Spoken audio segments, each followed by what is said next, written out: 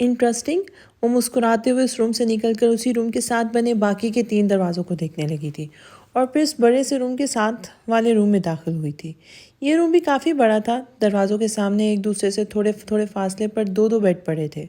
وہ دونوں بیڈز کی اوپری دیواروں پر ایک دوسرے سے ملتے جلتے 2 انگریز لڑکوں کی بڑی بڑی تصویریں لگی ہوئی تھیں جو اتنے حسین تھے کہ 1 منٹ کے لیے جوزا انہیں دیکھتی رہ گئی تھی۔ یہ انگریز یقیناً میشم سے چھوٹے دونوں بھائی تھے جن کا ذکر اکثر نانا جان کرتے تھے۔ کیا نام تھا ان کا؟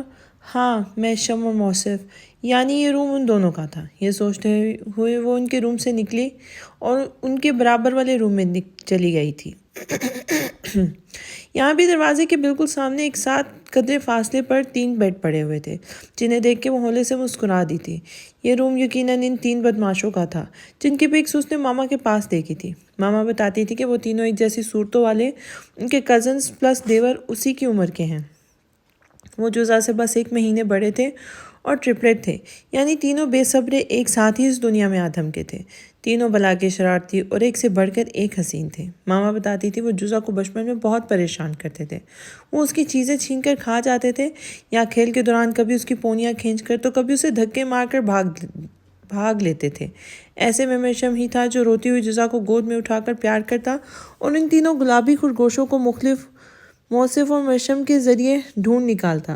موصف اور میشم جیسے انہیں بلی کے بچے کی طرح پیروں سے پکڑ کر الٹا لٹکاتے ہوئے بھائی کے سامنے لے آتے تھے۔ پھر جوزا کے سامنے ہی میشم ان تینوں کے کان پکڑا کر کھڑے کر دیتا اور انہیں کان پکڑ کر روتے بسورتے دیکھ کر جوزا خوشی سے کھلکھلا کر تالیاں بجانے لگتی تھی۔ ساتھ ہی اپنے پیارے میشم بھائی کے گلے کا ہار بن جاتی جس پر وہ تینوں مزید جلتے کلستے گلا پھاڑ پھاڑ کر رونے لگتے تھے۔ ایک بار پھر ماما کی آواز اس کے کانوں میں گونجی تھی اور وہ ہولے سے مسکرا دی تھی۔ پھر ان تینوں کے کمرے سے باہر نکلتے ہوئے اس کے آگے والے روم میں دھڑکتے دل کے ساتھ داخل ہوئی تھی، کیونکہ یقیناً یہ روم اسی کے دشمن جان کا تھا جس کا دھندلا سا عکس جوزا کے ذہن میں محفوظ تھا۔ 14 سال بعد اب وہ آج اس شخص کے روبرو ہونے والی تھی۔ وہ دروازہ کھول کر جیسے ہی اندر داخل ہوئی اس کی پہلی نظر بیڈ کے اوپر لگی اس کی ان لارج فوٹو پر پڑی تھی۔ اس کا دل بری طرح سینے کی دیواروں میں پھڑ پھڑا کر رہ گیا تھا۔ فوٹو میں موجود وہ یونانی دیوتاؤں جیسا حسین شخص براؤن پینٹ پر وائٹ پولو ٹی شرٹ میں کالے گھوڑے پر بیٹھا ہوا تھا۔ ہاتھ میں پولو سٹک تھامے وہ گھوڑے پر کرتے تھرچاؤ کے شاٹ لے رہا تھا۔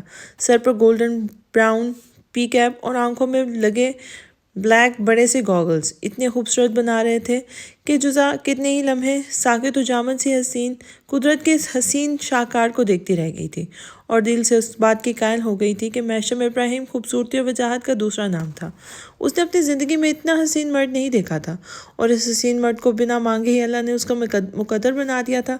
نہ جانے وہ کب تک ہوش و خرد سے بیگانی ہوئی اس کی تصویر دیکھتی رہی۔ اس کی جینز کی پاکٹ میں رکھے فون اچانک بج اٹھا تھا۔ اس نے ہڑبڑا کر ہوش میں آتے ہوئے جلدی سے پاکٹ سے فون نکال کر دیکھا۔ نانا جان کی کال تھی۔ جی نانا جان، ہاں میں گھر کے اندر آ گئی ہوں، وہ اسے دیکھتے ہوئے دھیرے سے بولی تھی۔ اوہ، یعنی وہ لوگ آ گئے ہیں؟ سرفراز صاحب نے ایک پرسکون سانس لی تھی۔ نہیں نانا جان، وہ نہیں آئے۔ آپ کے لاپرواہ نواسے ڈور میٹ کے نیچے چابی چھوڑ کر سیر سپاٹوں پہ نکلے ہوئے ہیں ابھی تک، اس نے انہیں بتایا، جس پر وہ ایک بار پھر فکر مند ہو گئے تھے۔ آتے ہوں گے جوزا، اور یہ کیا بیوقوفی ہے، اتنی لاپرواہی کون کرتا ہے؟ چلو خیر، ایک طرح سے تو اچھا ہوا، کم سے کم تم اندر تو چلی آئیں، سرفراز صاحب بولے تھے۔ جی جی، یہ تو اچھا ہی ہوا، مگر میری آسانی کے لیے آپ کے نواسوں نے گھر کی کھڑکیاں بھی کھلی چھوڑ رکھی تھی۔ وہ زور سے کھلکھلاتے ہوئے بولی، نظر ایک بار پھر اس فوٹو پر پڑ چکی تھی۔ اف، لاپرواہ بچے۔ چلو کوئی بات نہیں، مگر ان کے آنے تک تم گیٹ اور کھڑکی وغیرہ اچھے سے لاک کر لو بیٹا، سرفراز صاحب نے اسے ہدایت دی تھی۔ جی نانا جان، وہ تو میں کر لوں گی، مگر آپ میری ایک بات دھیان سے سنیں۔ آپ میرے حالات یا ماما پاپا کے بارے میں ابھی میشم کو کچھ نہیں بتائیں گے، کیونکہ میں نہیں چاہتی کہ وہ مجھ پہ رحم کھا کر مجھے اپنے گھر میں رکھیں یا ماما پاپا کے بارے میں سن کر مجبوراً پاپا کی زیادتیوں کو بھلائیں۔ میں یہاں رہ کر نارملی ان کا دل پاپا کی طرف سے صاف کرنے کی کوشش کروں گی، اس لیے آپ ان کو یہی تاثر دے کہ جیسے کچھ بھی نہیں ہوا۔ میں بھی تب تک انہیں کچھ نہیں بتاؤں گی۔ جوزا کی بتوقع بات پر سرفراز صاحب حیران ہو کے رہ گئے تھے۔ مگر کیوں جوزا، یہ کیا بچکانہ حرکت ہے؟ اگر میں اسے سب کچھ سچ نہیں بتاؤں گا تو وہ تمہیں 1 سیکنڈ میں اپنے گھر سے باہر کر دے گا، وہ جھنجھلاتے ہوئے بولے تھے۔ دیٹس دا پوائنٹ نانا جان، یہی بات تو میں آپ کو سمجھانا چاہتی ہوں۔ سب کچھ جانچ کر وہ مجھے ترس کھا کے اپنے ساتھ رکھیں گے، یعنی مجبوری کی حالت میں، اور یہ میں نہیں چاہتی۔ پلیز نانا جان مان جائے نا میری خاطر۔ دیکھیں میں نے آپ کی بات مانی ہے نا، نہ چاہتے ہوئے بھی یہاں آ گئی ہوں، تو پھر اب بس آپ میری بات مانیں۔ جب تک محشم کم سے کم مجھ سے اپنی ساری ناراضگی ختم نہیں کرتے تب تک آپ ان کو کچھ نہیں بتائیں گے۔ آپ کو میری قسم نانا جان پلیز۔ اس نے سرفراز صاحب کو اپنی قسم دے کر بے بس کر دیا تھا۔ حد ہو گئی جزا، قسم کی کیا ضرورت ہے؟ آگے ہی میں ایک قسم کی زنجیر میں جکڑا ہوا ہوں۔ خیر نہیں بتاؤں گا، کچھ کر لو تم اپنی مرضی، مگر ہاں محشم سے بات ضرور کروں گا۔ وہ جیسے ہی آئے میری بات کرانا اس سے۔ سرفراز صاحب نے اس کی بات مان لی تھی، جس پہ وہ بے اختیار خوش ہو گئی تھی۔ تھینک یو نانا جان، آپ بہت اچھے ہیں، اور ان کے آتے ہی میں آپ کو کال کر کے ان سے بات کرواؤں گی۔ ٹھیک ہے، اللہ حافظ۔ کال ڈسکنیکٹ کرتے ہوئے دوبارہ ایک نظر اس شہزادے کی فوٹو پر ڈالتے ہوئے گھوم کر باقی کا روم دیکھنے لگی تھی۔ یہ روم باقی دو رومز کی بنسبت تھوڑا چھوٹا تھا، مگر بہت خوبصورت کوزی تھا۔ پورے روم میں لائٹ براؤن نرم و مخملی سے قالین بچھا ہوا تھا۔ دروازے کے بائیں جانے والی دیوار کے ساتھ ایک خوبصورت سا ڈبل بیڈ پڑا ہوا تھا، جس پر لائٹ براؤن ویلویٹ کا نرم و گداز بیڈ کور بچھا ہوا تھا۔ ساتھ ہی ویلویٹ کا لان لائٹ براؤن موٹا سا لحاف نما بلینکٹ طے ہوئے پیروں کی سائڈ پہ پڑا تھا۔ بیڈ کی دائیں طرف ایک لمبی سی کھڑکی تھی جو باہر لان کی طرف کھلتی تھی۔ کھڑکی کے آگے پڑے براؤن و میرون خوبصورت سے پردے سرکا کر جزا نے اس لان کا نظارہ بھی کر لیا تھا۔ کھڑکی کے ذرا سے آگے بچھی جگہ پر لمبا سا سٹائلش باڈی والا روم ہیٹر بھی موجود تھا۔ بیڈ کے بائیں طرف والی دیوار پہ وارڈروب نصب تھی، اور اس کے ساتھ ہی ایک اور دروازہ تھا جسے اس نے کھول کے دیکھا تو وہ اٹیچ باتھ روم تھا۔ گولڈن اور گریم کلر کے پینٹ سے سجے اس روم میں بھی بیڈ کے علاوہ کے سامنے دیوار پر بڑی سی LED لگی ہوئی تھی۔ LED کے دائیں طرف ایک چھوٹی سی رائٹنگ ٹیبل پر 4-5 فائلز رکھی تھی، اور ساتھ ایک راکنگ چیئر بھی تھی، جبکہ اسی LED کے بائیں طرف دیوار کے ساتھ کتابوں کے لیے ایک لکڑی کی الماری تھی۔ الماری کے نیچے ہی چھوٹا سا براؤن صوفہ سیٹ پڑا تھا، جس کے آگے رکھی چھوٹی سی گول شیشے کی ٹیبل پر ایک فلاور پاٹ تھا، جس میں صبح شاید تازے پھول لگائے گئے تھے، مگر اب وہ پھول مرجھا گئے تھے۔ جوزا نے تفصیل سے ہر چیز کا جائزہ لیا تھا اور پھر واپس اسی بڑے سے ہال نما روم میں آ گئی تھی۔ کیا کروں، اب تک یہ لوگ آئے ہی نہیں، وہ بڑبڑاتی ہوئی دوبارہ اس روم کا جائزہ لینے لگی۔ تبھی اس کی نظر سائڈ والے اس کبورڈ میں پڑے کمپیوٹر پر پڑی تھی۔ کسی خیال سے اس کی آنکھیں چمکنے لگی تھی۔ اس کے دماغ میں ایک خرافاتی آئیڈیا آیا تھا۔ پھر وہ صوفے سے اچھل کر کھڑی ہوئی الماری میں پڑے اس کمپیوٹر کی طرف بھاگی تھی۔ چوڑی جو کھن کی ہاتھوں میں یاد پیا کی آنے لگی، میرے پیا کی، ہائے پیا کی آنے لگی، ہائے بھیگی بھیگی راتوں میں۔ وہ اپنے سارے بھائیوں کے ہمراہ خواب نگر کے آگے گاڑی روک کر جیسے ہی باہر نکلا، گھر سے آ رہی تیز میوزک کی آواز نے اس سمیت باقی سب بھائیوں کو بھی حیران کر دیا تھا۔ خالی پڑے گھر میں یہ میوزک آخر کس نے بجایا؟ وہ سارے بھائی دوڑتے ہوئے گھر کا بڑا سا لکڑی کا گیٹ کھول کر اندر داخل ہوئے۔ ہڑبڑاہٹ میں گاڑی بھی باہر ہی چھوڑ دی تھی۔ چھوٹا سا لان پار کر کے وہ لکڑی کی سیڑھیاں طے کر کے سامنے ہی گھر کے اندر داخلی دروازے تک پہنچے، جو اس وقت چوپٹ کھلا تھا، اور چھوٹے سے ہال، living room, T V lounge, dining room کے بیچوں بیچ صوفے پہ کھڑی وہ لڑکی بلیک جینس پر لمبا سا وائٹ کرتا اور بلیک خوبصورت سے کالے لمبے گھنے بالوں کو اس نے اونچی سی پونی ٹیل میں قید کیا ہوا تھا، جو اس کی ہر ایک مومنٹ کے ساتھ کمر پہ لہرا رہے تھے۔ وہ بڑی مہارت سے اس ٹپیکل گرلش سانگ پر ڈانس کر رہی تھی، اور سارے بھائی آنکھیں پھاڑے اس ڈانسنگ ڈال کو دیکھ رہے تھے۔ اے لڑکی، کون ہو تم؟ وہ بڑے مگن انداز میں جھوم جھوم کر ناچ رہی تھی۔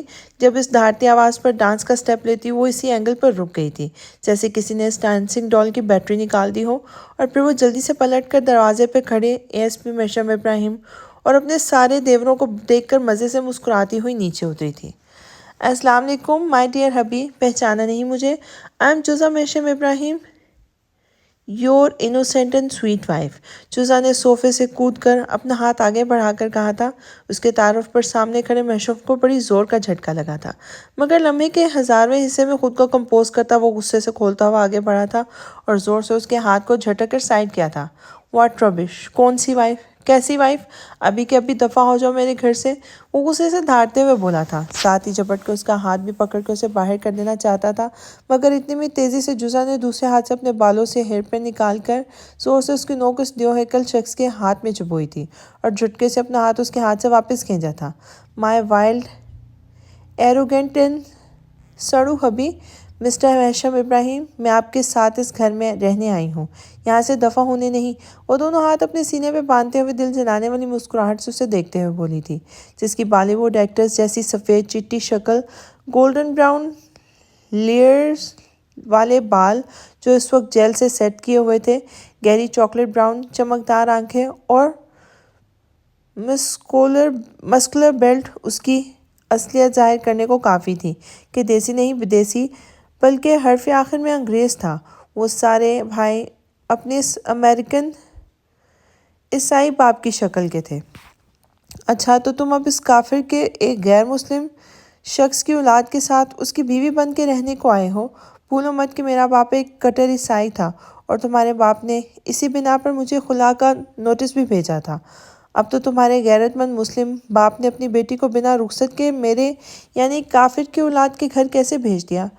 کیا اس کی نام نہاد غیرت اب مر چکی ہے یا ایک لڑکی اسے سنبھالی نہیں جا رہی؟ خیر، وجہ چاہے جو بھی ہو، مگر اتنا طے ہے کہ میں خواب نگر میں تمہیں رہنے نہیں دوں گا۔ اس لیے اپنی چیپ حرکتیں کرنا بند کرو، اپنا بوریا بستر اٹھا کر چپ چاپ اپنی شکل گم کرو اور مجھے مجبور مت کرو کہ تمہیں ایک پولیس والے کی طرح بیہیو کروں میں، وہ بلا اجازت اپنے گھر میں گھسنے اور چوری کرنے کے الزام میں اندر کر دوں۔ محشم نے صوفے کے سامنے رکھی شیشے کی ٹیبل پر مہمش کا پرس پڑا دیکھا تھا، اس لیے اس نے آخری بات کہتے ہوئے اس پرس کو دیکھا تھا، جبکہ اس کے لفظوں کے تیروں سے بری طرح گھائل ہوتے ہوئے زبردستی مسکرائی تھی۔ آپ کا باپ عیسائی تھا یا مسلم، اس سے مجھے کوئی لینا دینا نہیں، ہاں مگر اتنا جانتی ہوں کہ میرا شوہر ایک باایمان مومن مرد ہے اور میں اس کے نکاح میں ہونے کے ناطے اس کے ساتھ اس کے گھر پر، اس کی چیزوں پر اور خود اس کی ذات پر پورا حق رکھتی ہوں، اور دنیا کا کوئی بھی قانون مجھے اپنے شوہر کے گھر میں گھسنے کے جرم میں اندر نہیں کر سکتا، آپ بھی نہیں، سمجھے مسٹر مرشم ابراہیم؟ اس کی آنکھوں میں دیکھتے ہوئے چیلنجنگ لہجے میں بولی تھی، جس پر مرشم بری طرح پیچو تاب کھا کے رہ گیا تھا۔ اور تم سب کیا بے شرموں کی طرح آنکھیں پھاڑ پھاڑ کر مجھے دیکھ رہے ہو؟ بھابھی ہوں تمہاری، پہلی بار اپنے گھر آئی ہوں، اس لیے جلدی سے سلام کرو اور یہ میرا سامان اٹھا کر اپنے بھائی کے روم میں رکھ کے آؤ اور پھر اچھا سا ناشتہ بنا کر کھلاؤ، تب تک میں ذرا فریش ہو جاؤں، بہت زیادہ تھک گئی ہوں۔ وہ آرام سے بولتے ہوئے ہاتھ جھاڑ کر باہر جانے لگی، بنا محشم کی جھلساتی نظروں کی فکر کیے، جو شرر برساتی نظروں سے اس کی پشت کو گھور رہا تھا، اور پھر غصے سے کھولتا ہوا لمبے لمبے ڈگ بھرتا ہوا آگے بڑھ گیا تھا۔ جزا جو اس بڑے سے روم سے باہر نکل رہی تھی، محشم نے جھپٹ کے اس کی کلائی دبوچ لی تھی اور جھٹکے سے اپنی طرف موڑا تھا۔ مجھے مجبور مت کرو جزا کہ میں تمہارے ساتھ کچھ غلط کر جاؤں اور زندگی بھر کے لیے پچھتاوا میرا مقدر بن جائے۔ اب تک میری ماں کی تربیت نے مجھے روکا ہوا ہے، وہ جو میں تم سے زبان سے بات کر رہا ہوں اور ساتھ ہی تمہارے لڑکی ہونے کا لحاظ کر رہا ہوں، ورنہ میں تمہارے باپ کی طرح بد لحاظ ہوتا تو ہاتھ پکڑ کر تمہیں باہر چھوڑ آتا۔ اسی لیے پیار سے کہہ رہا ہوں، تم خود ہی یہاں سے چلی جاؤ، ورنہ میں سارے لحاظ بلائے طاق رکھتے ہوئے مجبور ہو جاؤں گا، اور یقیناً نہ تمہیں پسند آئے گا اور نہ تمہارے اس فرعون صرف باپ کو، اور جس رشتے پر تم اتنا اکڑ رہی ہو نا، اس کی کوئی وقت نہیں ہے میری نظر میں، کیونکہ میں اس رشتے کو خود ختم کر دینے والا ہوں۔ بہت جلد طلاق کے پیپر تمہیں مل جائیں گے۔ محشم نے سختی سے اس کی کلائی دبوچ کر کہا، اور تکلیف کی شدت کے ساتھ اس کے لفظ بھی جزا کے نازک سے دل کو زخمی کر رہے تھے، مگر وہ ضبط کے اپنے سامنے کھڑے شخص کی آنکھوں سے نکلتے سرد شعلوں کو دیکھ رہی تھی، جبکہ وہ پانچوں بھائی ابھی تک بھوت بنے ان دونوں کی باتیں سن رہے تھے۔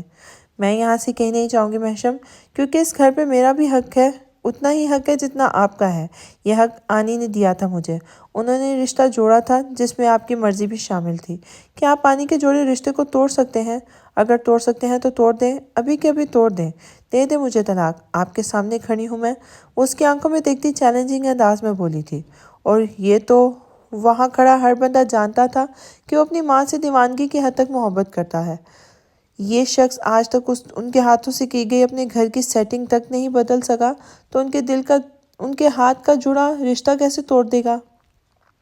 اسی پوائنٹ پہ آ کر میشم ابراہیم کی دھمکیاں کھوکھلی ہو گئی تھیں اور اس کا غصہ جھانک کی طرح بیٹھ گیا تھا۔ چہرے پر چھائی کرختی شکستی ہوئے میں بدل گئی تھی۔ سامنے کھڑی یہ لڑکی اس کی ماں کا انتخاب تھی، جس سے لاکھ وجن صحیح مگر اس حقیقت کو نہیں جھٹلا سکتا کہ وہ لڑکی اس کے نکاح میں تھی اور یہ تعلق خود اس کی ماں نے اپنی خوشی سے جوڑا تھا۔ یہ لڑکی اس کی ماں کی بھانجی اور اس کے عزیز ترین ہستیوں میں شامل تھی، اس لیے وہ اپنی اولاد جتنی ہی محبت کرتی تھی۔ پھر کیسے وہ اس کے ساتھ اتنا روٹ ہو گیا تھا؟ اگر آج ماما زندہ ہوتی تو شاید اپنی بھانجی کے ساتھ اس کے اس جارحانہ رویے پر اسے دنوں تک بات نہیں کرتی۔ وہ بات اور ہے کہ ماما کے بارے میں سوچتے سوچتے وہ خود کو بھول گیا تھا۔ وہ بھول گیا تھا کہ سامنے کھڑی لڑکی کا ساتھ وہ روز راتوں کو اٹھ کر نمازوں میں مانگا کرتا تھا۔ یہ لڑکی اس کی تہجد کی دعا تھی اور اس کے دل میں تب سے بستی تھی جب اس محبت نامی جذبے سے وہ ناواقف تھا۔ وہ اس کا ہاتھ تھامے خاموشی سے کھڑا سوچتا جا رہا تھا جب اس کی مسامحت پر میشم نے دھیرے سے اس کا ہاتھ چھوڑ دیا تھا۔ اس کے تنے اعصاب ڈھیلے ہو چکے تھے۔ اگر آپ سے میری شادی آپ کی مرضی سے ہوئی تھی تو آپ علیحدگی کا حق میرے پاس محفوظ ہے۔ یہ رشتہ آنی نے میری ناسمجھی کے دور میں جوڑا تھا، مگر اب ماشاءاللہ میں عقل مند بالغ و باشعور لڑکی ہوں۔ میرے یہاں آنے کا فیصلہ میرا اپنا ہے۔ میں نہ آپ سے جڑے اس تعلق کو توڑنا چاہتی ہوں اور نہ یہاں سے جانا چاہتی ہوں۔ یہ میری زندگی ہے جسے میں اپنی مرضی سے گزارنا چاہتی ہوں اور اس میں کسی کی مداخلت برداشت نہیں کر سکتی، وہ چاہے میرے پیرنٹس ہی کیوں نہ ہوں۔ میری زندگی میں دخل دینے یا اعتراض کرنے کا کسی اور کو کوئی حق نہیں ہے۔ اگر اب بھی آپ کو میں یہاں رہنے پر اعتراض ہے نا، تو نانا جان سے بات کریں، کیونکہ میرے خواب نگر آنے کے فیصلے میں مجھ سے زیادہ ان کی مرضی شامل ہے۔ وہ چبا چبا کر بولتی مسلسل اس کی آنکھوں میں دیکھ رہی تھی، جس کا سفید چہرہ اس وقت سرخ ہو رہا تھا۔ اب نہ جانے یہ لالی غصے کی تھی یا ضبط کی، وہ فیصلہ نہیں کر پائی تھی۔ نانا جان کے نام پر موشم کے چہرے پر حیرت بھرا تاثر ابھرا تھا۔ شاید وہ سامنے ٹیبل پہ رکھا اپنا فون اٹھا کے لائی تھی اور سرفراز صاحب کا نمبر لگاتے ہوئے اس نے پل کے جھپک جھپک کر اپنے آنسوؤں کو باہر آنے سے بامشکل روکا تھا۔ میشم کے رویے اور اس کے لفظ نے اسے بہت تکلیف دی تھی۔ السلام علیکم نانا جان۔ ہاں، وہ لوگ آ گئے ہیں، آپ ان سے بات کریں۔ اس کی مترنم بہتے جھرنوں جیسی آواز میں گھلا درد اتنی دور بیٹھے سرفراز ابراہیم کو محسوس ہو گیا تھا۔ جزا، میرے بچے کیا ہوا؟ میشم نے کچھ کہا ہے تمہیں؟ وہ بے ساختہ جزا سے پوچھ بیٹھے تھے۔ جی نانا جان، انہوں نے مجھ سے کہا کہ میں یہاں سے دفع ہو جاؤں ابھی اور اسی وقت، مگر میں نے بھی کہہ دیا ہے کہ میں کہیں نہیں جاؤں گی۔ وہ رخ موڑے کھڑے میشم کو دیکھتے ہوئے جتا کر بولی تھی اور دوبارہ اس کے سامنے چلی گئی تھی۔ وہ جو فرش کو گھورتا نہ جانے کیا سوچ رہا تھا۔ جزا نے اس کا دایاں ہاتھ پکڑ کے اس کو اوپر کیا اور اپنا فون اس کے ہاتھ پر رکھ دیا تھا۔ میشم ایک نظر اسے دیکھا تھا، اپنے ہاتھ کو دیکھنے لگا، پھر ایک گہری سانس بھر کر اس نے فون کان سے لگایا تھا۔ السلام علیکم نانا جان، وہ احتراماً بولا تھا، اور پھر نانا جان اسے نہ جانے کیا کہا تھا کہ وہ ایک نظر جزا پہ ڈالتا ہوا وہاں سے ہٹ کر ایک طرف کونے میں چلا گیا تھا، جبکہ جزا ان پادشاہوں کی طرف مڑ گئی تھی۔ مہمش اور مرصف تو اسے پہچان چکے تھے، مگر تکون اب تک ناسمجھی سے اسے دیکھ رہے تھے۔ جزا مسکراتی ہوئے ان تینوں کے سامنے آ کے کھڑی ہوئی تھی۔ بھول گئے آپ سب مجھے؟ وہ ان تینوں کے ساتھ ساتھ میشم اور مرصف سے بھی پوچھنے لگی تھی۔ ہمیں یاد ہے، مگر یہ تینوں شاید آپ کو بھول گئے ہیں۔ جزا، اوہ سوری بھابی، میشم بولتے ہوئے آخر میں ہکلایا تھا، کیونکہ جزا عمر میں اس سے مرصف سے چھوٹی تھی، مگر اب رشتے میں ان کے بڑے بھائی کی بیوی تھی، اس لیے اسے مخاطب کرتے ہوئے کنفیوز ہو گیا تھا، جبکہ مرصف نے محض مسکرانے میں ہی اکتفا کیا تھا۔ تو انہیں بتائیں نا، مجھے ان تینوں کے نام بھی پتہ ہے، بس یہ نہیں پتہ کہ مہود کون ہے، مہران کون ہے اور مہمر کون ہے۔ وہ ایک جیسے چہروں والے اس تکون کو بغور دیکھتے ہوئے بولی تھی، جو اب سخت بے چین نظروں سے اپنی طرف آتے موشم کو دیکھ رہے تھے۔ وہ اپنی اس چھوٹی سی کیوٹ سی بھابھی سے بات تو کرنا چاہتے تھے، مگر بھائی کی ڈانٹ کا ڈر بھی دل میں موجود تھا۔ میشم مین جزا کے اوپر آ کے رکا تھا۔ مہود، تم جزا کو اندر میرے روم میں دکھاؤ، اور مرصف، تم اس کا سامان میرے روم میں پہنچا کے آؤ۔ مہران، مہمر، تم کچن میں جا کر اس کے لیے کچھ کھانے کو لے کے آؤ، اور مہمش جا کر گاڑی اندر لا کے کھڑی کرو اور گیٹ لاک کر کے جلدی اندر آؤ، مجھے تم سے اور مرصف سے کچھ باتیں کرنی ہیں۔ اس نے ایک ساتھ ہی سارے بھائیوں کو مخاطب کیا تھا۔ بھائی کی بات سن کر مہمر اور مہران اس بات میں سر ہلاتے ہوئے کچن میں چلے گئے۔ مہمش گھر سے باہر نکل گیا تھا اور مرصف جزا کا بیگ لیے موشم کے روم کی طرف بڑھ گیا تھا۔ جزا بھی اس شاندار سے شخص کی پر ایک نظر ڈالتے ہوئے مہود کے ساتھ روم سے نکل گئی تھی، جبکہ میشم اس کی نظروں کا نوٹس لیے بغیر کچھ سوچتا ہوا سامنے پڑے صوفے پہ جا بیٹھا تھا۔ وہ محمود کے ساتھ میشم کے بیڈ روم میں چلی آئی تھی۔ میسف اس کا بیگ اندر روم میں رکھ کر فوراً باہر چلا گیا تھا، جبکہ مہران کو کچن میں اکیلا چھوڑ کر میشم کے روم میں آیا تھا۔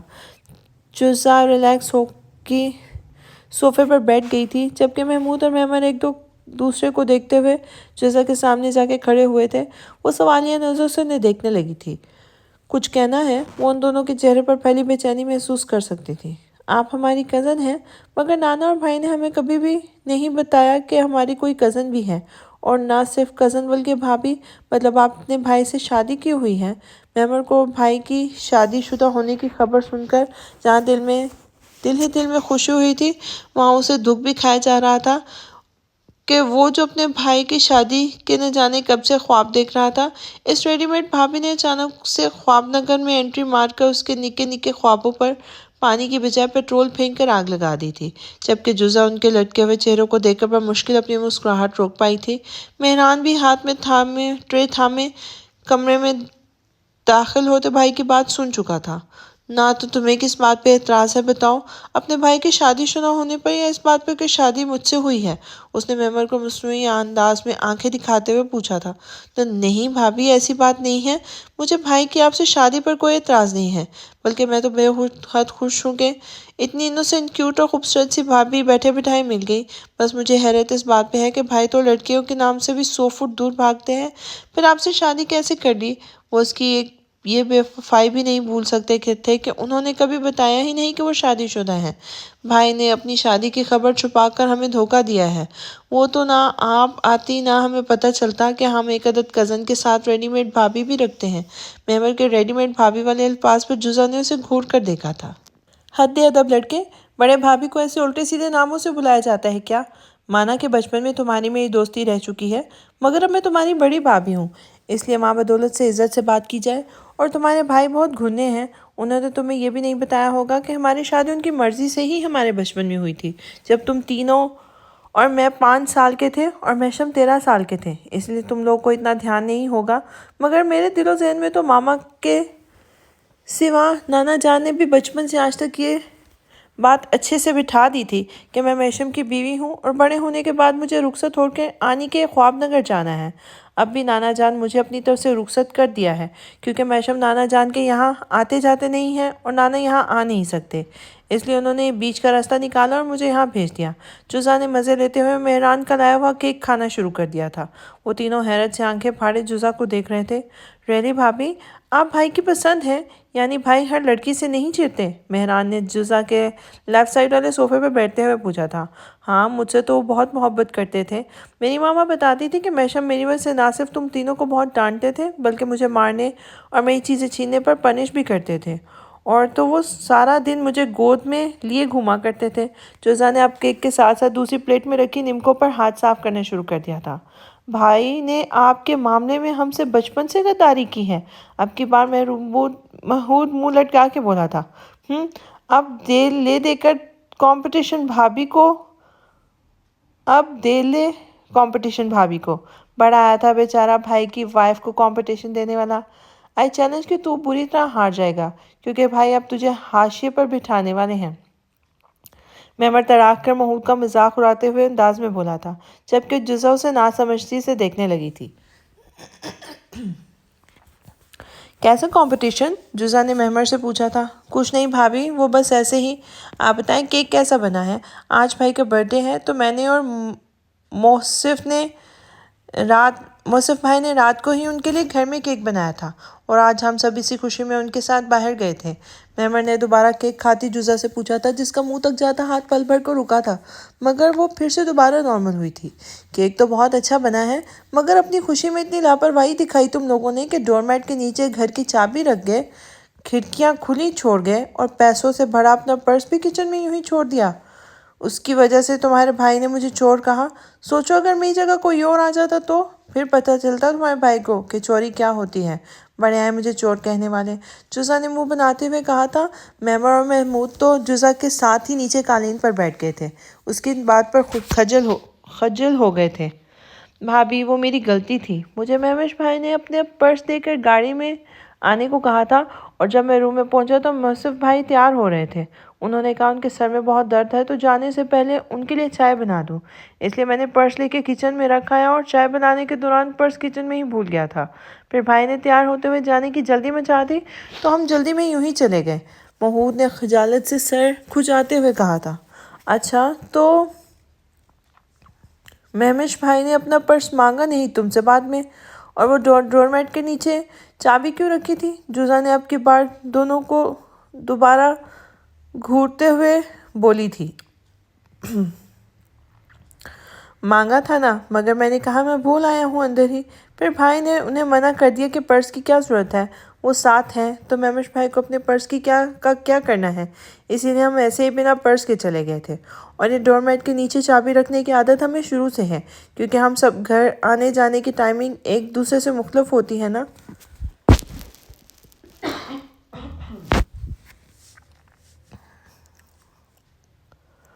تو ہم میں سے جو بھی گھر سے آخر میں نکلتا ہے وہ لاک گیٹ کر کے چابی ڈور میٹ کے نیچے رکھ دیتا ہے، تاکہ جو بھی سب سے پہلے گھر آئے وہ آسانی سے تالا کھول کر اندر چلا جائے۔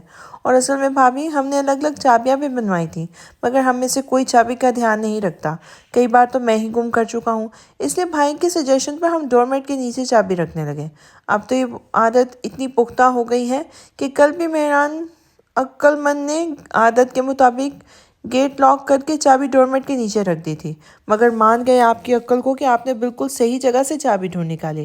اب کی بار محمد جوزا کو سہراتے ہوئے بولا، جس کی نظر اس وقت اندر آتے ہوئے میشم پر ٹکی ہوئی تھی، ویسے بھابھی ہمارا علاقہ بہت سیف ہے، یہاں ڈاکے، چوریاں اور دوسرے ٹائپ کے کرائمز نہ ہونے کے برابر ہیں، اسی لیے تو سب اتنے سکون سے رہتے ہیں۔ آپ نے دیکھا نہیں، گیٹ پر کوئی چوکیدار بھی نہیں ہے، اور ہمارے ہاں گھر بھی ایک دوسرے سے کافی دوری پر بنائے گئے ہیں، تبھی تو کوئی کسی کی زندگی میں بے جا مداخلت نہیں کرتا، اس لیے ہمارے یہاں سب اتنے سکون سے رہتے ہیں۔ نیچے فرش پہ بیٹھا محمود اپنی کونی فرش پہ ٹکا کر نیم دراز ہوتے ہوئے بولا، اس نے اور میمر نے ابھی میشم کو نہیں دیکھا تھا جو اپنی وارڈروب سے چیزیں نکال کر بیڈ پہ رکھ رہا تھا۔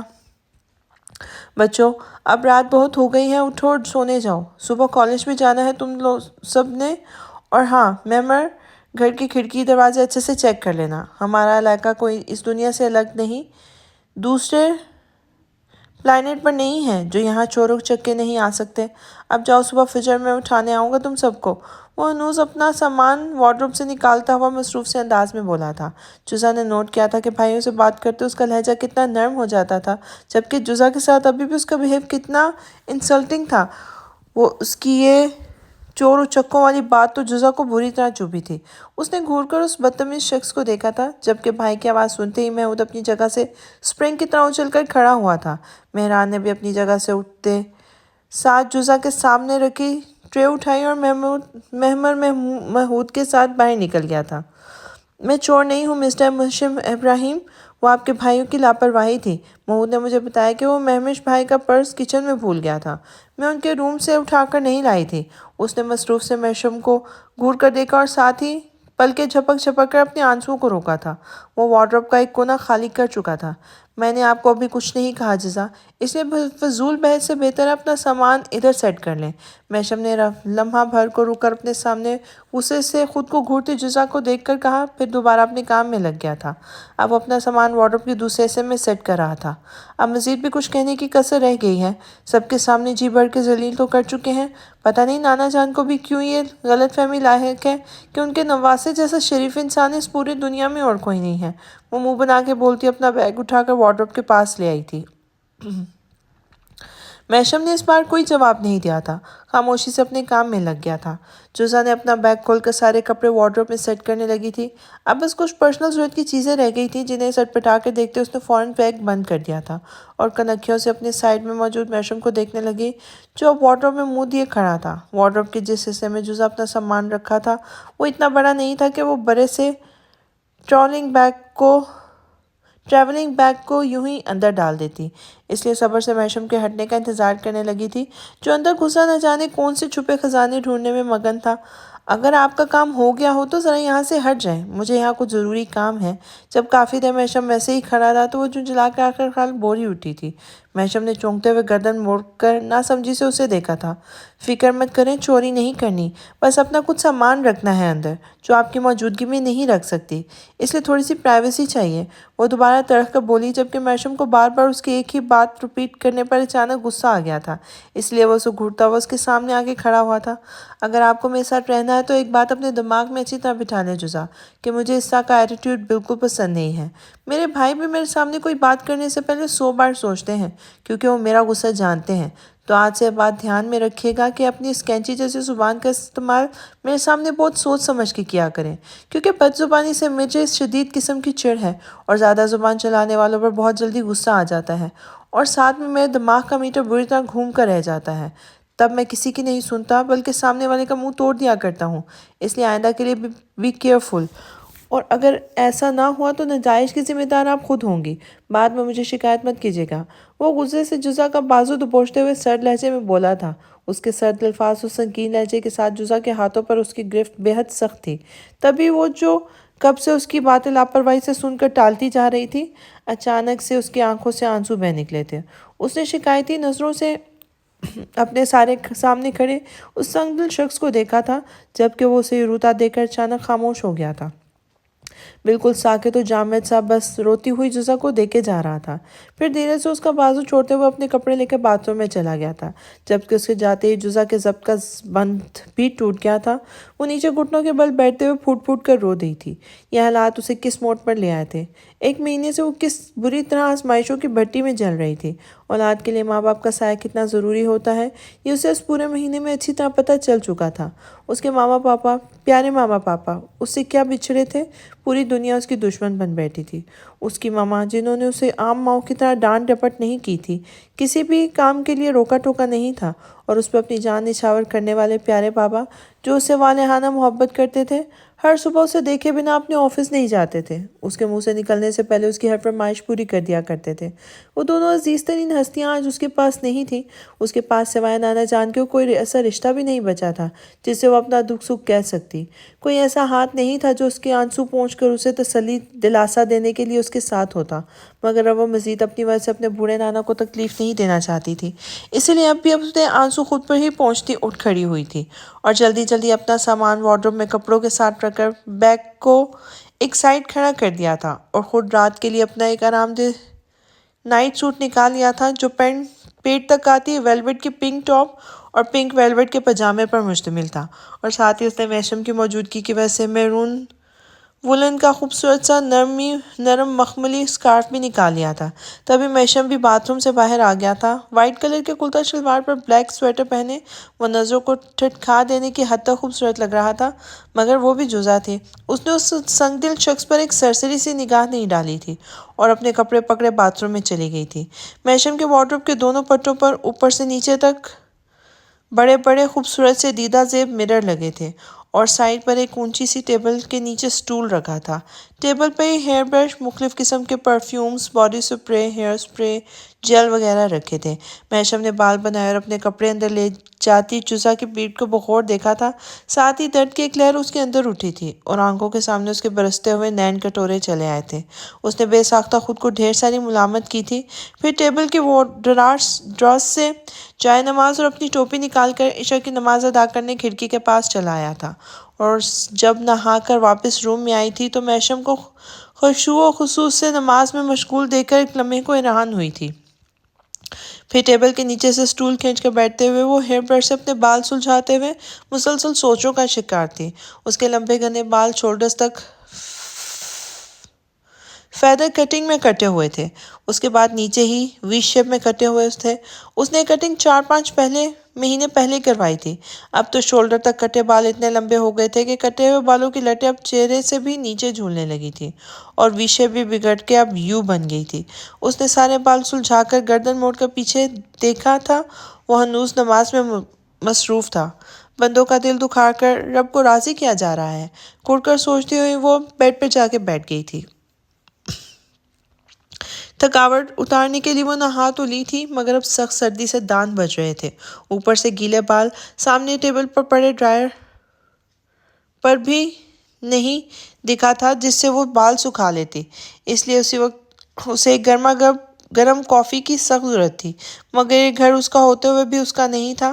وہ اس اکڑو کے سامنے بے تکلفی سے دندناتی ہوئی کچن میں جا کے کافی نہیں بنا سکتی تھی، کیونکہ جس شخص سے جڑے تعلق کے بنا پر وہ یہاں آئی تھی، وہ نہ تو اسے مہمان کا درجہ دے رہا تھا، نہ ہی اس گھر کا مکین ماننے کو تیار تھا۔ اگر وہ موڈ میں ہوتی تو شاید اپنی انا، ضد اور غصے کو بلائے طاق رکھ کے خود بھی باہر چلی جاتی، مگر اب تو میشم کے رویے پر دل بری طرح دکھا ہوا تھا، اسی لیے اس وقت ڈٹائی کا مظاہرہ کرنے کو بھی دل نہیں چاہ رہا تھا۔ تبھی خود پہ جبر کر کے اپنا اسکارف کھول کر خود پر لپیٹ لیا تھا، مگر سردی سے دانت ابھی تک بج رہے تھے، جبکہ وہ اب نماز مکمل کر کے بہت جذب کے ساتھ دعا مانگ رہا تھا، طویل اور لمبی دعا، جیسے وہ روز مانگا کرتا تھا۔ جوزا نے ترشی نظروں سے اسے دیکھا تھا اور اپنا سر گھٹنوں پہ رکھ کر بیٹھ گئی تھی۔ شدید ٹھنڈ، بھوک اور بے مائگی کے احساس نے اس پر اچانک حملہ کیا تھا، اور وہ یاسیت کا شکار ہوتی دوبارہ سے اپنی آنکھوں میں آنسو روکنے کی کوشش کرنے لگی تھی، مگر آنسو تھے کہ سارے باندھ کر باہر آنے کو بے تاب ہو رہے تھے۔ وہ کبھی پلکیں جھپک کر آنسو روکتی تو کبھی اپنے اسکارف سے بے دردی سے آنکھیں پوچھنے لگتی۔ تبھی کچھ دیر بعد وہ اپنی جگہ سے اٹھ کر کھڑا ہوا اور جائے نماز طے کرتا ہوا اس ٹیبل تک آیا تھا، ساتھ ہی ایک نظر گھٹنوں میں سر دیے بیٹھی جوزا پر پڑی تھی، جس کے گیلے بالوں نے پشت کے ساتھ اس کے پورے وجود کو ڈھانک دیا تھا۔ اس نے ایک ڈراز میں سے جائے نماز رکھ کر دوسرے ڈراز سے ڈرائر نکالا اور دوبارہ کھڑکی تک چلا آیا تھا، پھر سامنے رکھے ہیٹر کا پلگ سوئچ بورڈ میں لگا کر ہیٹر کو آگے لاتے ہوئے اس کا رخ بیڈ کی طرف کر دیا تھا، ساتھ ہی کارڈلیس ہیئر ڈرائر کو جوزا کے پاس رکھ دیا تھا۔ اپنے بال سکھا لیں، یہ رہا ڈرائر، یہ سامنے والی ٹیبل کی ڈراز میں رکھا ہوتا ہے، نرمی سے بولتے ہوئے اس نے آگے بڑھ کر بلینکٹ کھول دیا تھا۔ جوزا نے چونک کر سر اٹھایا تھا، اس کے سنجیدہ سے چہرے کو دیکھنے لگی تھی۔ یہ اوڑھ لیں۔ میشم نے اس کا سرخ مترم چہرہ دیکھا تھا جو ہولے سے نفی میں سر ہلانے لگی تھی، شاید اب بھی وہ رو رہی تھی، تبھی چہرہ اور آنکھیں بےحد گلابی ہو رہے تھے۔ دوسرا بلینکٹ دے دے مجھے، اور کوئی ایکسٹرا میٹرس بھی، میں یہاں نیچے سو جاؤں گی۔ وہ بولتے ہوئے ڈرائر لے کے اٹھ کھڑی ہوئی تھی۔ کیوں؟ نیچے کیوں سوئیں گی؟ میں آپ کا شوہر ہوں، آپ میری بیوی ہیں، اور میاں بیوی غالباً ایک ہی بستر شیئر کرتے ہیں، تو نیچے سونے کی ضرورت نہیں ہے، یہ اتنا بڑا بیڈ ہم دونوں کے لیے کافی ہے، اس لیے بیڈ پہ ہی آرام سے سو جائیں۔ میشم بولتا ہوا دوسری طرف جا کے لیٹ گیا تھا، جبکہ وہ اسے گھور کر دیکھتی اٹھ کھڑی ہوئی تھی اور شیشے کے سامنے کھڑے ہو کے بال سکھانے لگی تھی، اور آنکھوں پہ بازو رکھ کے وہ لیٹ گیا تھا، مگر اس کی تمام حسیات اسی کی طرف متوجہ تھی، جو اب سٹول پہ بیٹھی ہیئر ڈرائر آن کر کے بال سکھانے لگ گئی تھی، اور تقریباً 10 منٹ بعد اس کے بال سوکھ چکے تھے۔ سردی کا احساس بھی قدرے کم ہو گیا تھا۔ وہ ڈرائر بند کر کے دوبارہ ٹیبل کے ڈراز میں رکھ کے بیڈ پہ چلی آئی تھی، مگر سردی کے بعد بھوک کا شدید احساس بھی جاگ اٹھا تھا۔ یہ اور چیز تھی جس پر جوزا سے کمپرومائز ہو ہی نہیں سکتا تھا۔ اس کا غصہ بھی 2 منٹ کے لیے کہیں جا سویا تھا۔ تبھی وہ میشم کے سرانے آ کے کھڑی ہوئی تھی اور گھور کر اسے دیکھنے لگی تھی۔ اس خڑوس کو کام پہ لگاؤں؟ آخر بدلہ بھی تو لینا ہے۔ کتنا بے عزت کیا ہے مجھے، اور رلایا بھی۔ اب دیکھنا تم سڑے ہوئے انسان، میں کیسے تمہاری بینڈ بجاتی ہوں۔ جوزا دل ہی دل میں اپنے ارادے باندھنے لگی تھی۔ مجھے بھوک لگی ہے، کیا کچھ کھانے کے لیے مل سکتا ہے؟ میشم کے لیٹے لیٹے نہ جانے کب آنکھ لگ گئی تھی، مگر جوزا کی آواز پر وہ کچی نیند سے جاگ گیا تھا اور آنکھوں سے بازو اٹھا کر اسے دیکھنے لگا تھا۔ اف، دوسروں کو زیر کرنے کے تمام ہنرکنڈوں سے واقف ہے یہ شخص، کس طرح اپنی ان حسین آنکھوں سے دیکھ کر مجھے اپنے صحن میں جکڑ رہا ہے۔ جوزا نے اس کی بوجھل آنکھوں کو دیکھتے ہوئے فوراً اپنی نظر جھکا لی تھی اور نامحسوس انداز میں قدرے پیچھے کی طرف کھسک گئی تھی۔ مجھے بھوک لگ رہی ہے میشم۔ جوزا نے بالکل بنا اس کی طرف دیکھے پھر سے اپنا مطالبہ دہرایا تھا۔ مہران نے نہیں دیا آپ کو کھانے کے لیے کچھ؟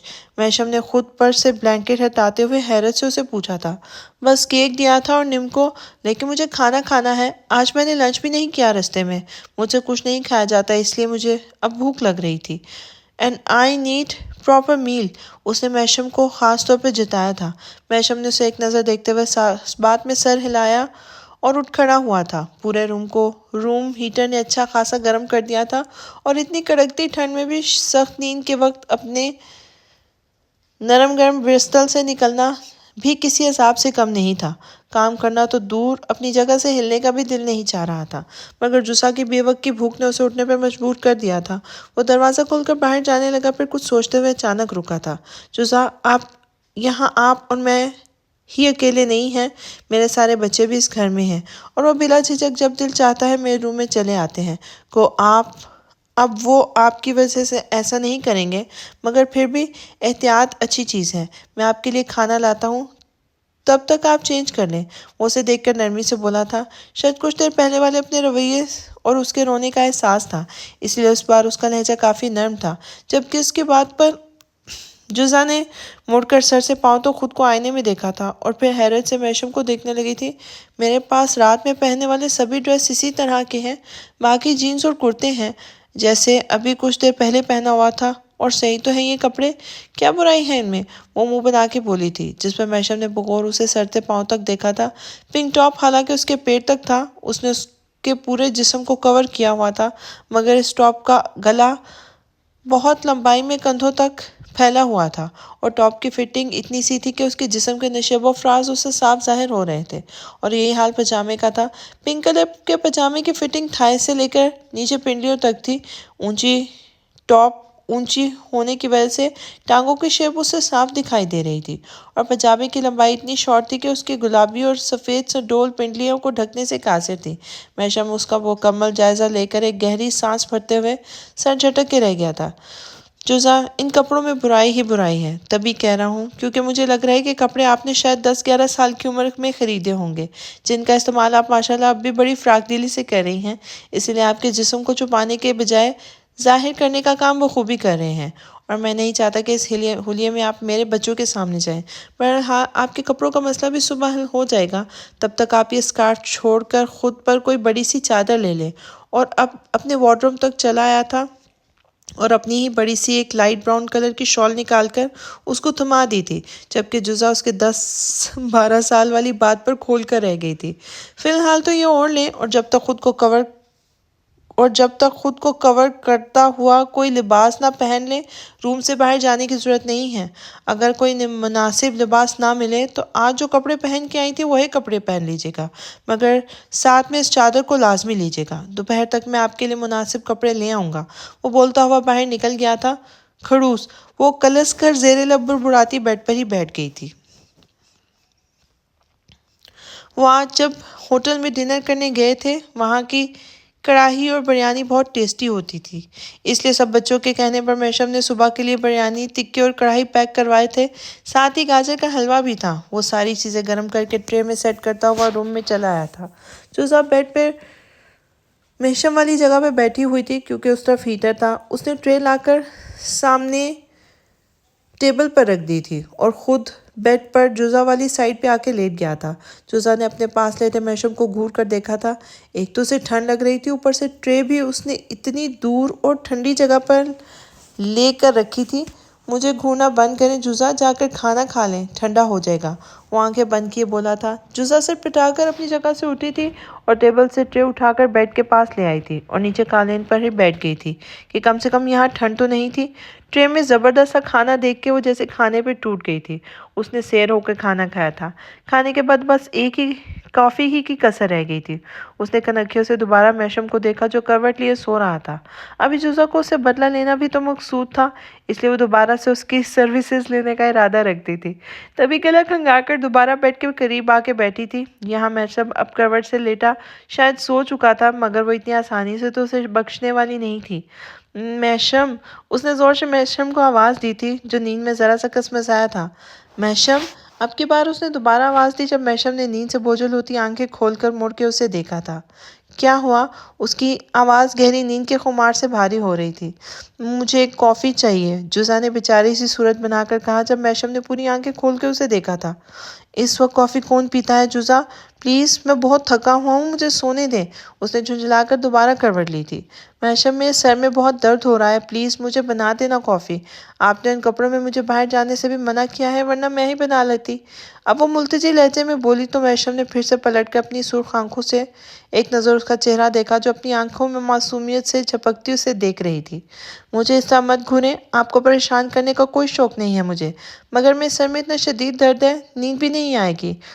توبہ ہے، کھانے پینے کے لیے بھی منتیں کرنی پڑ رہی ہیں، رہنے دے، میں خود چلی جاتی ہوں، اگر باہر کوئی ملے تو ملے، آئی ڈونٹ کیئر۔ وہ منہ بنا کر بولتی بیڈ سے اترنے لگی تھی۔ اسے اتنا تو اندازہ ہو گیا تھا کہ میشم اس معاملے میں بہت کانشیس ہے، اسی لیے اس نے اندازے سے تیر چلایا تھا جو ٹھیک نشانے پر لگا تھا۔ میشم اپنی جگہ سے اٹھ کھڑا ہوا تھا بیٹھے یہیں، میں بنا کر لاتا ہوں۔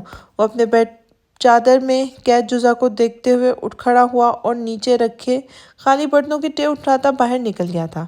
اب دیکھنا مسٹر خڑوس، تمہیں ایسے ہی روز نہ چاہے تو میرا نام بھی جزا نہیں۔ بہت اکڑ ہے نا تمہیں، ایسے ہی بالکل ایسے ہی اس کی اکڑ کو توڑ دوں گی، تمہاری کمزوریوں سے فائدہ اٹھا کر۔ وہ اپنے کارنامے پر خود کو داد دیتی مزے سے خود پر بلینکٹ لے کے بیٹھ گئی تھی۔ تھوڑی ہی دیر میں چھوٹی سی ٹرے میں بھاپ اڑاتا کافی کا مگ اس کے لیے سامنے کھڑا تھا، ساتھ پانی کا گلاس بھی تھا۔ یہ پین کلر ہے، کافی سے پہلے یہ لے لیں، پھر کافی پی لیجیے گا، آرام ملے گا۔ جزا نے اس کی نیند سے بھوچل پلکوں کو دیکھا اور چپ چاپ ٹرے تھام لی تھی، جبکہ میشم اب دوبارہ اپنی جگہ جا کے لیٹ گیا تھا۔ اب مجھے مزید تنگ کرنے کا آئیڈیا سوچنا بند کر دیں جزا، مجھے 2 گھنٹے تک تہجد کے لیے اٹھنا ہے، پھر فجر کا ٹائم بھی جلدی ہو جاتا ہے، اس لیے مزید 2 گھنٹے سو سکوں گا تو جو کرنا ہے دن میں کیجیے گا، اس وقت نہیں۔ وہ اپنی سائیڈ کا لیمپ بند کرتا ہوا جزا کے 14 طبق روشن کر گیا تھا۔ وہ حیرت سے منہ کھولے اس کی پشت کو دیکھنے لگی تھی، یعنی وہ جانتا تھا وہ جان بوجھ کے سب کر رہی ہے۔ مسٹر میشم ابراہیم، آپ تو میری توقع سے بڑھ کر چالاک اور شاطر ہیں، اس لیے بہت سنبھل کر کھیلنا پڑے گا آپ کے ساتھ۔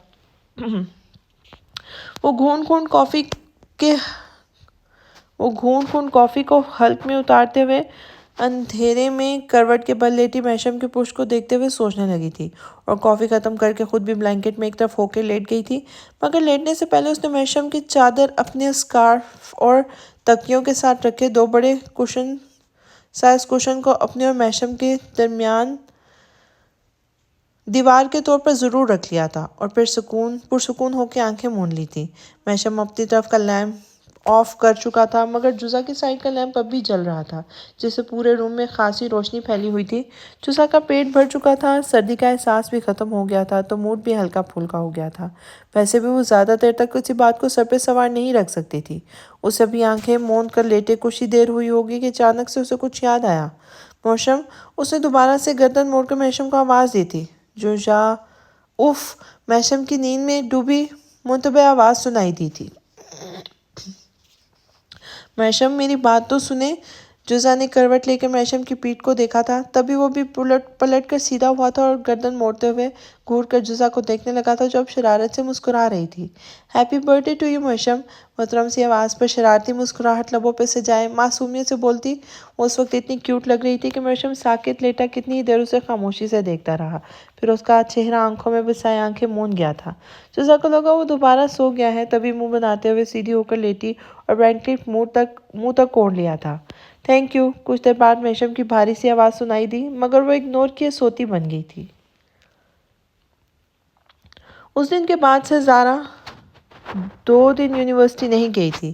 وہ رائن کی اصلیت سن کر بڑی بری طرح دل برداشتہ ہو گئی تھی۔ یہ کیا ہو گیا تھا اس کے ساتھ؟ یہ کیا ہو گیا تھا اس سے؟ وہ کیسے بھول گئی کہ وہ اور رائن 2 الگ الگ دنیاؤں کے باسی ہیں؟ ان کا کلچر الگ، ان کی سوچ الگ، ان کا لائف سٹائل الگ اور ان کا مذہب الگ۔ پھر کیسے وہ اس کی طرف متوجہ ہو گئی؟ کیوں اس انجان شخص کو اتنا اپنے اعصاب پر سوار کر لیا، جبکہ وہ اچھی طرح جانتی تھی کہ وہ پہلے ہی کسی اور سے منسوب تھی؟ پھر کیسے وہ اپنی آنکھوں کو اجازت دے بیٹھی ان خوابوں کو دیکھنے کی جن کی تعبیر ہی نہیں ہے؟ وہ تو اچھا ہوا کہ رائن کی بہن نے اسے بروقت سچائی سے روشناس کروا دیا، اور وہ جو اندھا دھند ایک سراب کے پیچھے بھاگ رہی تھی، اچانک رک گئی تھی، تھم گئی تھی، ٹھہر گئی تھی، اور اب اسے واپس مڑنا تھا، خود کو سنبھالنا تھا، اس راہ کو چھوڑنا تھا جس کی کوئی منزل نہیں تھی۔ 2 دن بعد جب وہ یونیورسٹی پہنچی تو حسب معمول وہ اسے باہر گراؤنڈ میں ہی مل گیا تھا، مگر زارا اسے دیکھ کر نہ تو ٹھٹک کر رکی تھی اور نہ ہی اس نے ہمیشہ کی طرح رائن کے ہائے کا جواب دیا تھا، بلکہ وہ اسے پوری طرح نظر انداز کرتی آگے بڑھ گئی تھی، جبکہ رائن زارا کے یوں اگنور کیے جانے پر بری طرح چونک گیا تھا۔ آج زارا اتنا عجیب سا بہیو کیوں کر رہی تھی؟ ایسا تو اس کے ساتھ پہلی بار ہوا تھا کہ کوئی لڑکی اس کے سامنے ہوتے ہوئے یوں اسے اگنور کر کے چلی جائے۔ وہ تو لڑکیوں کو اپنی طرف اٹریکٹ ہونے کے بعد اپنا دیوانہ بنا دینے کا عادی رہا تھا۔ اس کے ابھی تک کی لائف میں جتنی بھی لڑکیاں اس کے فرینڈ سرکل میں آنے کے بعد اس سے جڑی تھیں، وہ رائن کے سحر میں لمحہ بلمحہ گرفتار ہو کر مکمل اس کی دیوانی بن جایا کرتی تھی۔ اپنی ان دیوانیوں کو وہ کچھ وقت گھما کر پھر اپنی غربت کے کچھ دن بخش دیا کرتا تھا اور پھر خود ہی انہیں چھوڑ بھی دیتا تھا، اور ہر بار اپنی کسی بھی گرل فرینڈ کو چھوڑنے میں پہل اسی کی طرف سے ہوتی تھی، کیونکہ لڑکیاں اس کے کام اینڈ پولائٹ نیچر کو پسند کرتی تھی، اس لیے انہیں اس کی قربت پسند آتی تھی، مگر وہ زیادہ تر کسی کی قربت کو برداشت نہیں کر پاتا تھا۔ ابھی وہ اپنی حالیہ گرل فرینڈ کو کل ٹاٹا کر کے آیا تھا اور 2-3 ہفتوں کے لیے لیوان میں رہ کر آیا تھا۔ اب جی بھر کے اسے بور ہو چکا تھا۔ اس کی نظر اب اس ایشیائی لڑکی زارا پر تھی، جسے پہلی نظر دیکھ کے وہ اپنے لیے سلیکٹ کر چکا تھا۔ بس اسے زارا کے ساتھ راہ رسم بڑھا کر اسے ایک ٹریک پر لانا تھا، مگر آج اچانک ہی کیا ہوا تھا؟ زارا اسے بری طرح اگنور کرتے آگے کیوں بڑھ گئی تھی؟ وہ بے چین سا ہوتا زارا کے پیچھے بھاگا تھا، مگر وہ اب تک اپنی کلاس میں جا چکی تھی اور رائن ہاتھ ملتا رہ گیا تھا۔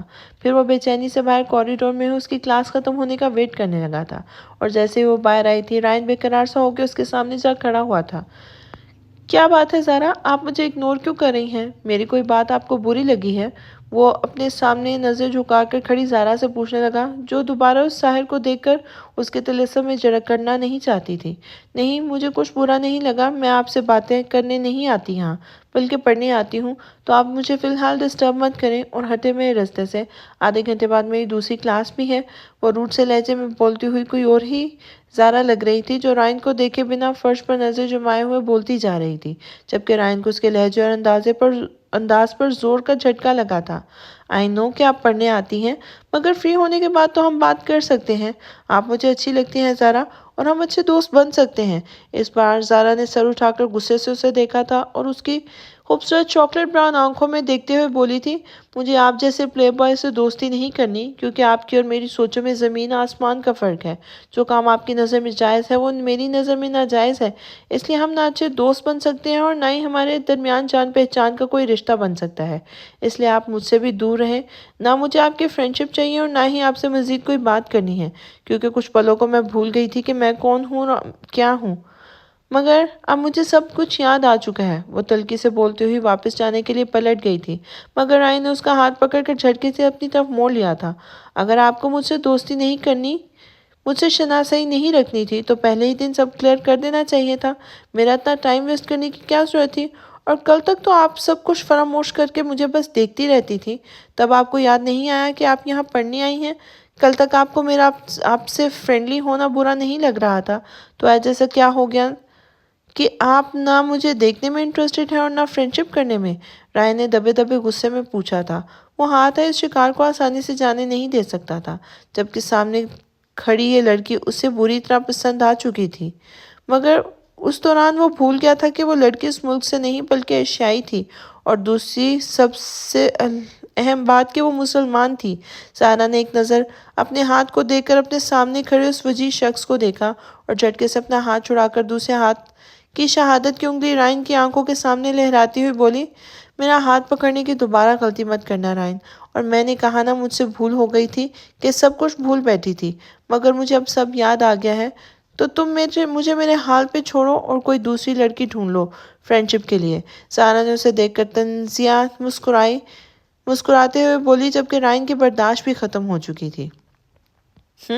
You bloody third world girl, تم واقعی اس قابل نہیں ہو کہ رائن کی دوستی کا شرف حاصل کر سکو، so you just go to hell. وہ اسے غصے سے گھورتا پلٹ کر لمبے لمبے ڈگ بھرتا وہاں سے چلا گیا تھا۔ رات کو بستر پر دراز ہوتے ہی اسے تھکاوٹ کی وجہ سے بہت گہری نیند آئی تھی، اور ابھی اسے سوئے ہوئے کچھ ہی گھنٹے ہوئے تھے، تبھی کسی نے بے حد سختی سے اس کے پاؤں کو جھنجھوڑ کر رکھ دیا تھا۔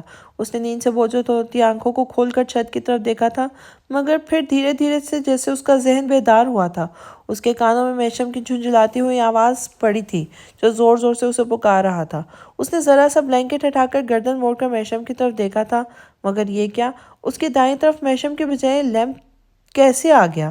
اس نے اپنی پوری آنکھیں کھول کر لیمپ کو دیکھا اور دونوں کہنیوں کے بل اٹھتے ہوئے آواز کی سمت کا یہ تعین کرتے ہوئے اپنے پیروں کی سائیڈ نظر ڈالی، اور اس بار سچ میں اس کی آنکھیں حقیقتاً پوری کھل گئی تھیں، بلکہ یہ کہنا زیادہ بہتر ہوگا اس کی آنکھیں حیرت سے پھٹ گئی تھیں، کیونکہ اس کے پیروں والی سائیڈ بالکل اسی کے انداز میں محشم بھی دونوں کہنیوں کے بل اٹھے اسے گھور رہا تھا، اور جزا کی دونوں ٹانگیں نہایت بے تکلفی سے اس کے سینے پر رکھی تھی، جبکہ محشم کے پاس بلینکٹ نام کی کوئی چیز سونے سے پہلے اس نے دیکھی تھی، اب اس چیز پر جزا نے پورا قبضہ کیا ہوا تھا۔ پورا بلینکٹ جزا کے چاروں طرف اچھے سے لپٹا ہوا تھا، جبکہ محشم بنا کچھ چھوڑے ایسے ہی پڑا تھا۔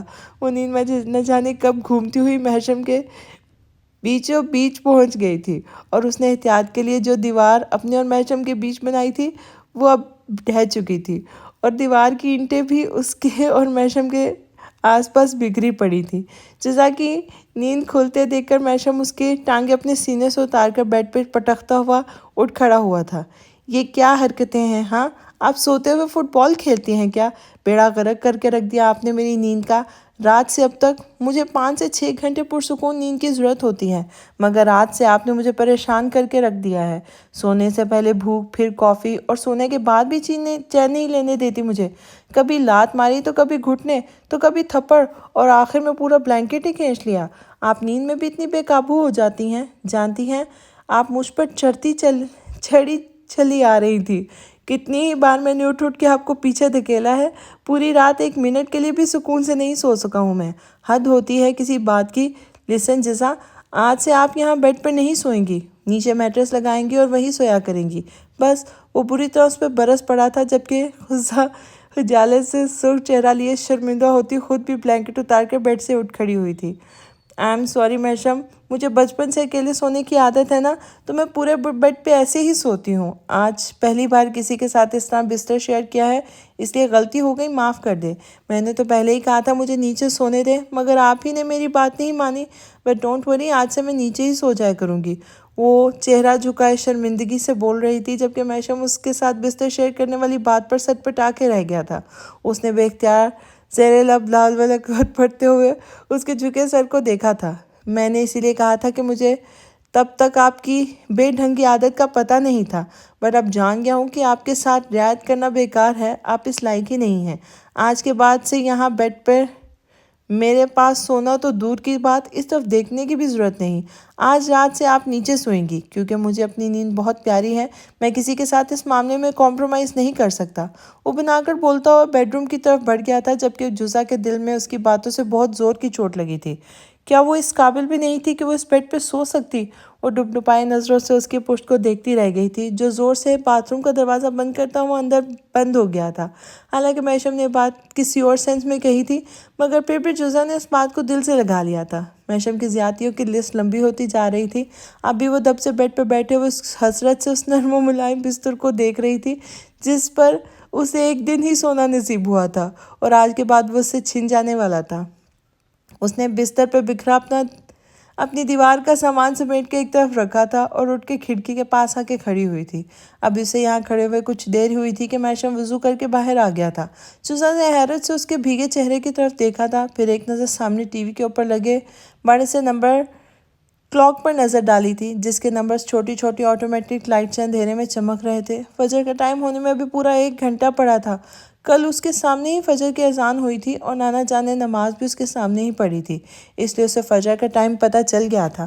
اب اس کی نظریں ٹیبل کے ڈراز سے جائے نماز نکالتے محشم پر ٹکی تھی، جو دھیرے دھیرے چلتا اسی کی طرف آ رہا تھا۔ جزا جانتی تھی کہ وہ کھڑکی کے آگے نماز ادا کرتا تھا، اس لیے وہاں سے ہٹ کر دوبارہ بیڈ پہ جا بیٹھی تھی، جبکہ اس کے ہٹتے ہی محشم نے جائے نماز اٹھا کر اب نہ جانے کون سی نماز پڑھنے کے لیے کھڑا ہو گیا تھا۔ یہ کون سی نماز پڑھ رہے ہیں؟ عشاء تو آپ پڑھ چکے ہیں، اور ابھی فجر میں بھی وقت ہے، اس نے نہ چاہتے ہوئے جائے نماز پہ کھڑے محشم سے پوچھ لیا تھا۔ تہجد میں مختصراً بولتے اس نے نیت باندھ لی تھی، جبکہ جزا حیرت سے منہ کھولے اسے دیکھنے لگی تھی۔ یعنی وہ پکا والا نمازی تھا، جبکہ وہ تو جمعے کے جمعے مارے بندے ظہر ہی پڑھ پاتی تھی۔ پھر سارا دن ماما اس کے پیچھے چلاتی رہتی تھی کہ جزا باقی نمازیں بھی پڑھ لو، کم از کم جمعے کے دن تو نمازوں کا اہتمام کر لیا کرو، مگر وہ ڈھیٹوں کی طرح لاپرواہی کا مظاہرہ کرتی آئیں بائیں شائیں کر کے نکل جاتی تھی۔ اب محشم کو اتنے خصوص سے نماز پڑھتے دیکھ کر وہ بے اختیار شرمندہ ہوئی تھی۔ اس نے ایک نظر اپنے اوپر ڈال کر پاس پڑی میشم کی شال کھول کر اوڑھ لیا تھا اور خاموشی سے نماز پڑھتے میشم کو دیکھنے لگی تھی، جو بہت آہستگی سے رکوع و سجود کرتے ہوئے اطمینان سے نماز مکمل کر رہا تھا۔ اس کا سرخ و سفید چہرہ اس وقت اتنا پر نور لگ رہا تھا کہ وہ اس سے خفا ہونے کے باوجود بے اختیار ٹک باندھے اسے دیکھے جا رہی تھی، یہاں تک کہ میشم نے سلام پھیر کر اب دعا کے لیے ہاتھ اٹھا لیے تھے۔ آج میشم کا دل اس رب کی عطا پر جھوم رہا تھا، بھلے وہ بظاہر جزا سے بار بار خفگی کا اظہار کر رہا تھا، اس سے بات کرتے ہوئے بیزاری اور لاتعلقی دکھا رہا تھا، مگر اس کے دل کا وہ گوشہ جو اس لڑکی کی محبت سے 14-15 سالوں سے آباد تھا، آج وہاں چراغاں ہو رہا تھا، جشن منایا جا رہا تھا، خوشی کے شادیانے بج رہے تھے۔ آج کا دن اس کے لیے شکر کا دن تھا۔ آج اس کے رات کے تیسرے پہر مانگی گئی دعاؤں کو قبولیت بخش دی گئی تھی، وہ دعا جس میں اپنے رب سے اس نے اس پاگل سی لڑکی کا ساتھ مانگا تھا، آج 14 سال بعد اسے اس مسلسل ہجر سے آزاد کر دیا گیا تھا، جو عذاب کی صورت روز رات کی تنہائی میں اس کی ذات پہ اترتا تھا۔ آج وہ اس لڑکی کے خواب نگر میں اچانک سے خود اس طرح آج وہ لڑکی اس کے خواب نگر میں اچانک سے خود اس کے پاس چل کے آئی تھی، یعنی اس کے خواب کو پورا کرنے، وہ خواب جو وہ روز دیکھا کرتا تھا، اس کے ساتھ کا خواب، اس کو پانے کا خواب، اسے اپنے اس خواب نگر میں اپنی آنکھوں کے سامنے چلتے پھرتے دیکھنے کا خواب۔ آج وہ اس کے ساتھ تھی، اس کی دسترس میں تھی، اس کے گھر میں، اس کے کمرے میں موجود تھی، اور وہ تو خاموشی سے اس کی طرف دیوانوں کی طرح ٹکٹکی باندھ کر دیکھ بھی رہی تھی۔ آج کی دعا وہ اس پاک ذات کی حمد و ثنا کے بعد اس کا شکر ادا کرتے تھک نہیں رہا تھا۔ اس رب کا ڈھیر سارا شکر ادا کرنے کے بعد اس نے آخر میں چپکے سے دعا کی تھی کہ اس کے دائیں طرف بیڈ پر بیٹھی اس لڑکی کی خوبصورت شربتی آنکھیں اس کے چہرے پر، اس کے دل پر، اس کی ذات پر ہمیشہ کے لیے ایسے ہی حکمرانی کرتی رہے، اور وہ تا زندگی ان آنکھوں کی غلامی میں گزارنا چاہتا تھا۔ اس نے اپنے دل کی خواہش اپنے رب کے آگے رکھ دی تھی، جس طرح وہ نوانہ وار اسے دیکھ رہی تھی۔ آج کے بعد اسے ہمیشہ رات کے اس تیسرے پہر میں وہ اس کی طرف اپنی آنکھوں کے حصار میں قید کیے دیکھتی جائے، یہاں تک کہ اس کی مختصر اور دھیمے دھیمے سرکتی رات کو بھی ایک نیا دن طلوع ہو جائے، وہ دن جس میں اس کی نٹ کھٹ سی جزا کی چہکتی ہوئی باتیں ہوں، اس کے محتشم کو ستانے والی شرارتیں ہوں، اور اس کے ساتھ کا خوبصورت احساس محتشم کے ساتھ ہو۔ اس نے آمین کہہ کے دعا مکمل کرتے ہوئے چہرہ پہ ہاتھ پھیرے تھے اور گردن موڑ کے اس کی طرف دیکھا تھا، جو ٹوٹی کے نیچے ایک ہاتھ رکھائے بے خود سی اسے دیکھ رہی تھی۔